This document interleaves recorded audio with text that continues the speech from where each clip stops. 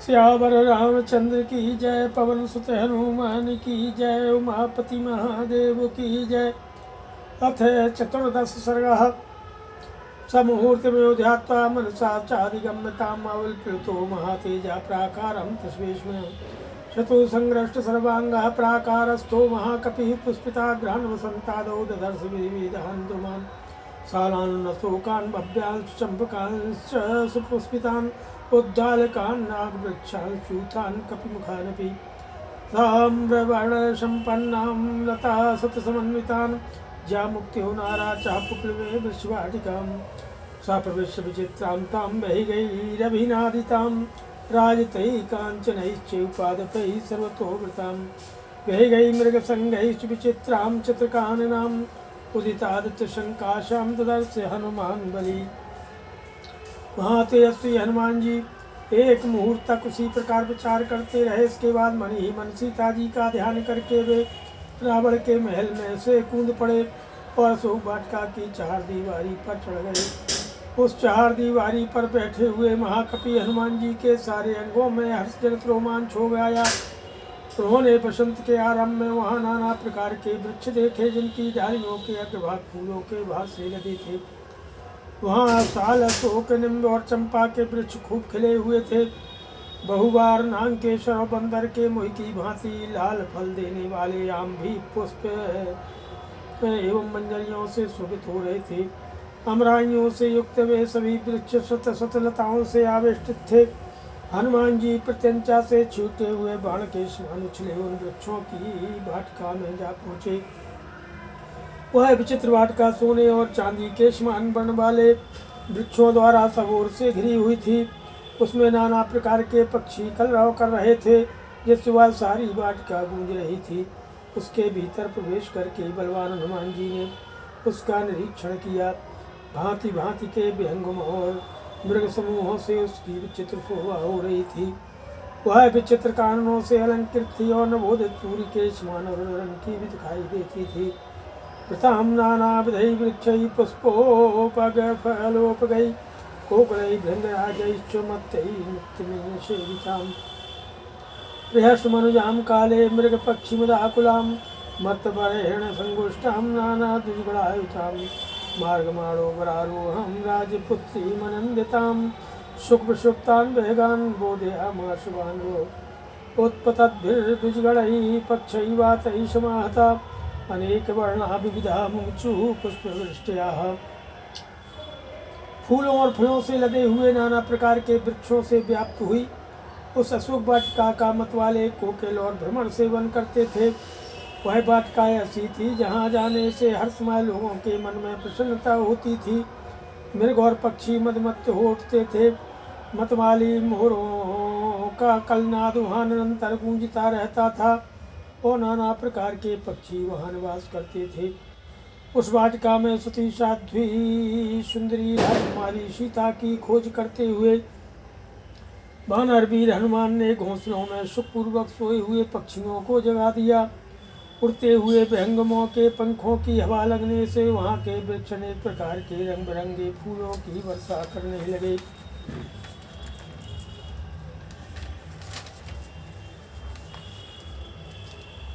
पुष्पावकीर्णः सुशुभे हनुमान मारुतात्मजः शोकवनिकः मध्ये यथा पुष्पमयो गिरिः दिशा सर्वा विधावन्तं वृक्षखण्डगतं कपिं दृष्ट्वा सर्वाणि भूतानि वसन्ति इति मे निरे।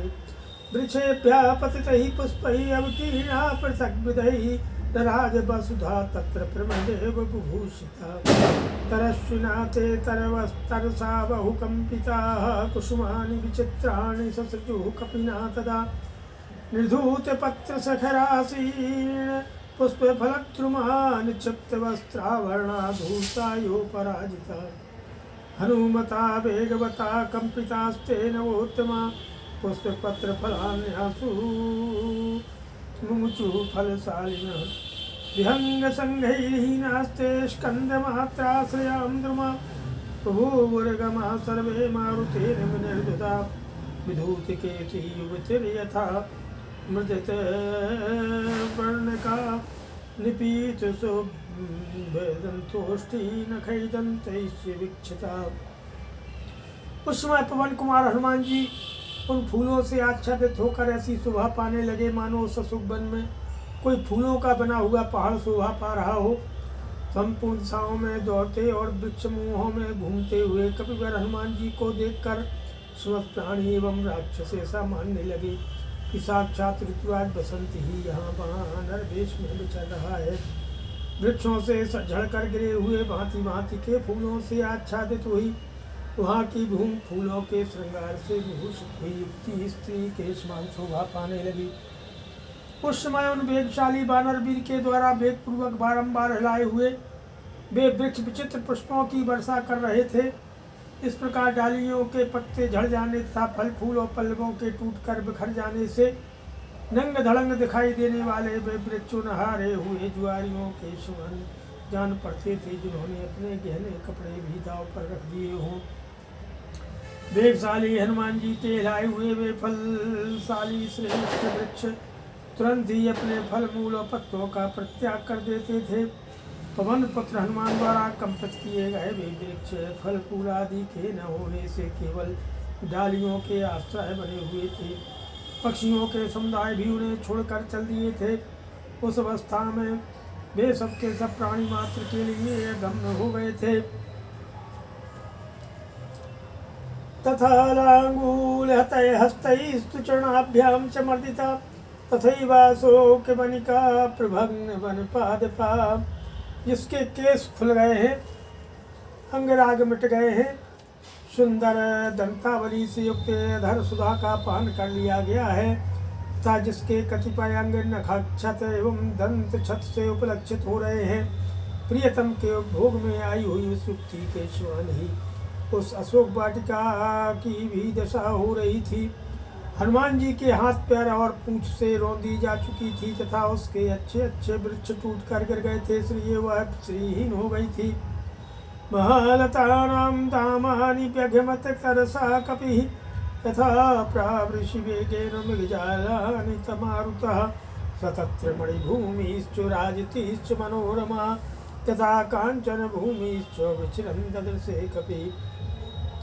वापीश विदाकारा पूर्णा परम बारिणा महारही मणिसोपानैः रूपपन्ना ततस्ततः मुक्ता प्रवाल शक्ताः स्फाटिकान्तरिकुट्टिमा काञ्चनैः तरुभिश्चित्रैः तीर्जैः रूपशोभिता बुद्धपद्मोत्पलवनाश्चक्रवाकोपशोभिता नत्युहरुते संघुष्टा हंससारस्वनादिता दीर्घाभिर्द्रुमे युक्ताभिः शरद्भिश्च समन्ततः अमृतोपमतो याभिः शिवाभिः रूप संस्कृता। जैसे वायु वर्षा ऋतु में अपने वेग से मेघ समूहों को छिन्न भिन्न कर देती है, उसी प्रकार कपिवर हनुमान ने वहाँ फैली हुई विशाल लता बल्लियों के वितान वेग पूर्वक तोड़ डाले। वहाँ विचरते हुए वन वानर वीर ने पृथक पृथक ऐसी मनोरम भूमियों का दर्शन किया जिनमें मणि चांदी एवं सोने जड़े गए थे। उस वाटिका में उन्होंने जहाँ तहाँ विभिन्न आकारों की बावड़ियाँ देखी जो उत्तम जल से भरी हुई और मणिमय सोपानों से युक्त थी। उनके भीतर मोती मूंगों की बालुकाएँ थीं। जल के नीचे की फर्श स्फटिक मणि की बनी हुई थी और उन बावड़ियों के तटों पर तरह तरह के विचित्र सुवर्णमय वृक्ष शोभा दे रहे थे। उनमें खिले हुए कमलों के वन और चक्रवाकों के जोड़े शोभा बढ़ा रहे थे तथा पपीहा हंस और सारसों के कलनाद से गूंज रहे थे। अनेकानेक विशाल तटवर्ती वृक्षों से शोभित अमृत के समान मधुर जल से पूर्ण तथा सुखदायिनी सरिताएं चारों ओर से उन बावड़ियों का सदा संस्कार करती थी। लता सतैरवतता संतान कुसुमावृता नाना गुल्मावृत्य बना करवीर कृतांतरा ततो अम्बुदर संकाशं प्रवृत्ति शिखरं गिरिं विचित्रकूटं कूटैश्च सर्वतः परिवारितं शिलाग्रहिरवततं नानावृक्षसमावृतं ददर्श कपिशार्दूलो रम्यं जगति पर्वतं ददर्शान्नगात् तस्मान्नदीं निपतितां कपिः लङ्कादेशमुत्पत्तो प्रियस्य पतितं प्रियं जले निपतिताग्रैश्च पादपैः रूपशोभितां कार्यमाणामेव क्रुद्धां प्रमदां प्रियबन्धुभिः पुनरावृत्ततोयां चाददर्शा महाकविः प्रसन्नामेव कान्तस्वकान्तां पुनरुपस्थितं तस्या दूरात् सपद्मिन्यो नानाद्विजगणायुतः ददर्श कपिशार्दूलो हनुमान् मारुतात्मजः कृत्रिमां दीर्घिकां चापि पूर्णां सीतेन वारिणा मणिप्रवरसोपानां मुक्तासिकतशोभिताम्। उनके तटों पर सैकड़ों प्रकार की लताएं फैली हुई थी। खिले हुए कमल कल्प वृक्षों ने उन्हें चारों ओर से घेर रखा था।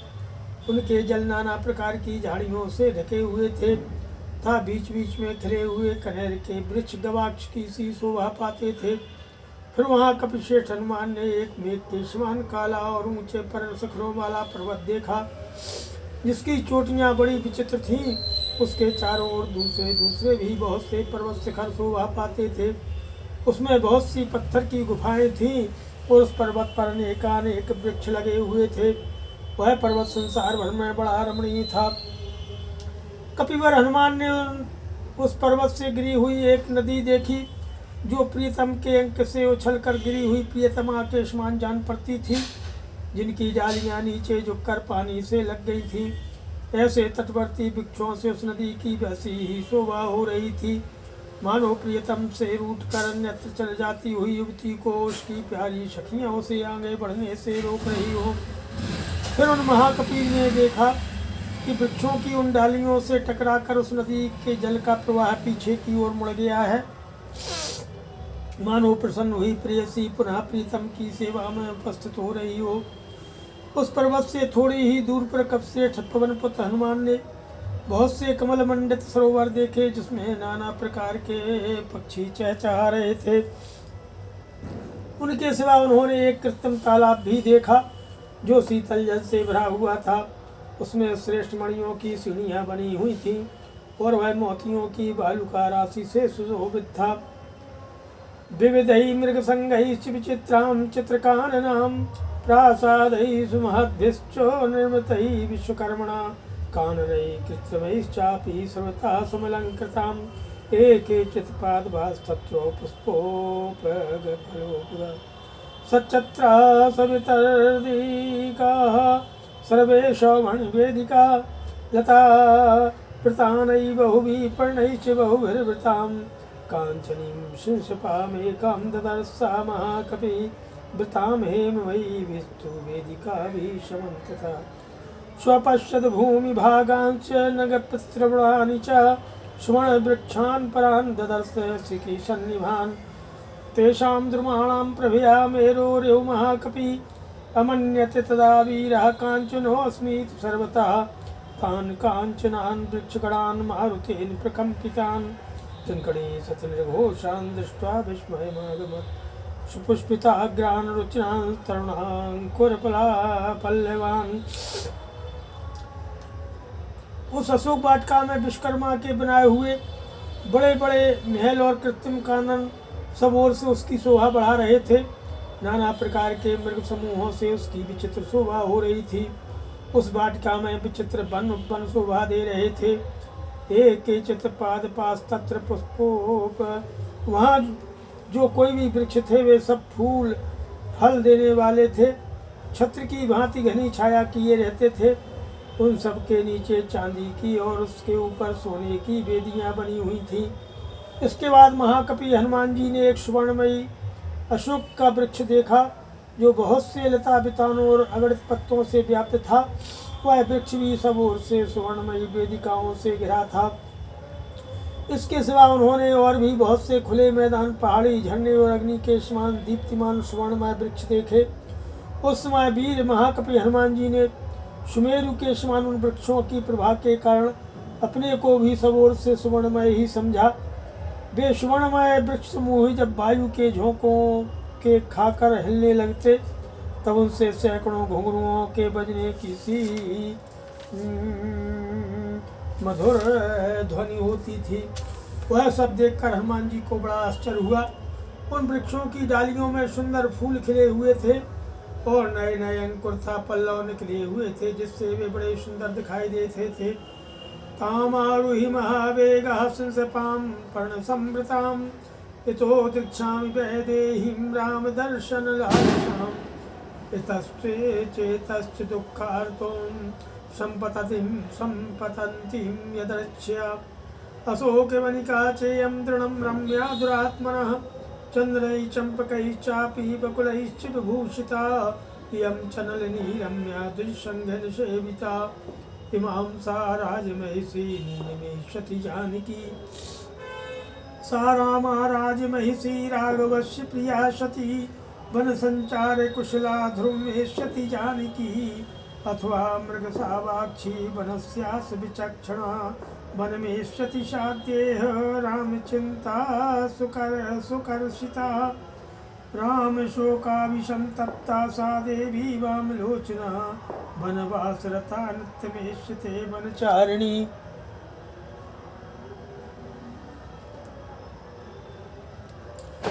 महान वेगशाली हनुमान जी पत्तों से हरी भरी उस संसपा पर यह सोचकर चढ़ गए कि मैं यहीं से श्री रामचंद्र जी के दर्शन के लिए उत्सुक हुई उन विदेह नंदिनी सीता को देखूंगा, जो दुख से आतुर हो इच्छानुसार इधर उधर जाती आती होंगी। दुरात्मा रावण की यह अशोक वाटिका बड़ी ही रमणीय है। चंदन, चंपा और मौलश्री के वृक्ष इसकी शोभा बढ़ा रहे हैं। इधर यह पक्षियों से सेवित कमल मंडित सरोवर भी बड़ा सुंदर है। राजरानी जानकी इसके तट पर निश्चय ही आती होंगी। रघुनाथ जी की प्रियतमा राजरानी रामा सती साध्वी जानकी वन में घूमने फिरने में बहुत कुशल है, वे अवश्य इधर आएंगी। अथवा इस वन की विशेषताओं के ज्ञान में निपुण मृग शावक नयनी सीता आज यहाँ इस तालाब के तटवर्ती वन में अवश्य पधारेंगी, क्योंकि वे श्री रामचंद्र जी के वियोग की चिंता से अत्यंत दुबली हो गई होंगी और इस सुंदर स्थान में आने से उनकी चिंता कुछ कम हो सकेगी। सुंदर नेत्र वाली देवी सीता भगवान श्री राम के विरह शोक के से बहुत ही संतप्त होंगी। वनवास में उनका सदा ही प्रेम रहा है, तभी वन में विचरती हुई इधर अवश्य आएगी। वने चराणां सत्तं नूनं स्पृह्यते पुरा रामस्य दयिताचार्या जनकस्य सुता सती संध्या कालमना श्यामा ध्रुवेष्यति जानकी नदीं चेमां सुविजलां संध्यार्थे वरवर्णिनी। श्री राम की प्यारी पत्नी सती साध्वी जनक नंदिनी सीता पहले निश्चय ही वनवासी जंतुओं से सदा प्रेम करती रही होंगी, इसलिए उनके लिए वन में भ्रमण करना स्वाभाविक है। अतः यहाँ उनके दर्शन की संभावना है ही। यह प्रातः काल की संध्या का समय है। इसमें मन लगाने वाली और सदा 16 वर्ष की सी अवस्था में रहने वाली अक्षय यौवना जनक कुमारी सुंदरी सीता संध्या कालक उपासना के लिए इस पुण्य सल्ला नदी के तट पर अवश्य पधारेंगी। तस्याश्च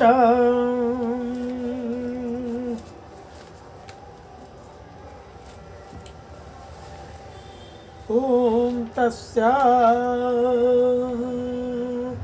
तस्याश्चाप्यनुरूपेयं शोकवनिका शुभा शुभाया पार्थिवेन्द्रस्तु पत्नी रामस्य सम्मता यदि जीवती सा देवी तारादिपतिवानना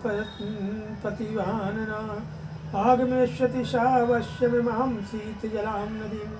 एवं तु मत्वा हनुमान् महात्मा प्रतीक्षमाणो मनुजेन्द्र पत्नीम् अवेक्ष्यमाणश्च ददर्श सर्वं सुपुष्पिते पर्णघने निलीनः। जो राजाधिराज श्री रामचंद्र जी की समादरणीय पत्नी है, उन सुबलक्षणा सीता के लिए यह सुंदर अशोक वाटिका भी सब प्रकार से अनुकूल ही है। यदि चंद्रमुखी सीता देवी जीवित है तो वे शीतल जल वाली शीलता के तट पर अवश्य पदार्पण करेंगी। ऐसा सोचते हुए महात्मा हनुमान जी नरेंद्र पत्नी सीता के शुभागमन की प्रतीक्षा में तत्पर होकर के सुंदर फूलों से शोभित तथा घने पत्ते वाले उस अशोक वृक्ष पर छिपे रहकर उस संपूर्ण वन पर दृष्टिपात करते रहे। श्रीमद् रामायण काव्य सुंदरकांड चतुर्दश सर्ग। सियावर रामचंद्र की जय।